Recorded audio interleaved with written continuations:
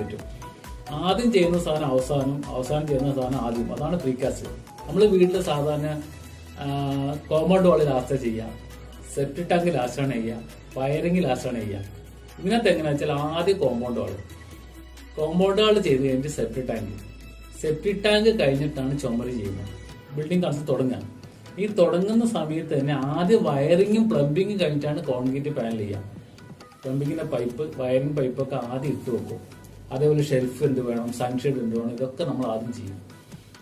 ഇത് റിവേഴ്സ് മെത്തേഡായിട്ടാണ് വരിക കൺസ്ട്രക്ഷൻ വരുന്നത്. അപ്പൊ ഈ ടോയ്ലറ്റ് കാര്യങ്ങളിലൊക്കെ എങ്ങനെയാണ് പ്ലാൻ ചെയ്യുന്നത്? ടോയ്ലറ്റിലെ പ്ലംബിങ്ങും ഫിറ്റിംഗ്സ് ഒക്കെ നമ്മൾ ആദ്യം അതിനകത്ത് തന്നെ ഫിറ്റ് ചെയ്ത് വെക്കും. അപ്പോൾ ചുമര് ഫിറ്റ് ചെയ്ത് കഴിഞ്ഞാൽ നമുക്ക് ആകെ എന്ത് ചെയ്യാം, ടാപ്പ് പിടിപ്പിക്കുന്ന ഒരു പണി മാത്രമേ വരുള്ളൂ. ബാക്കിയെല്ലാം വർക്ക് കഴിഞ്ഞിട്ടുണ്ടാവും. പിന്നെ കുത്തിപ്പിടിക്കുന്ന പരിപാടി അങ്ങനെ ഒന്നുമില്ല.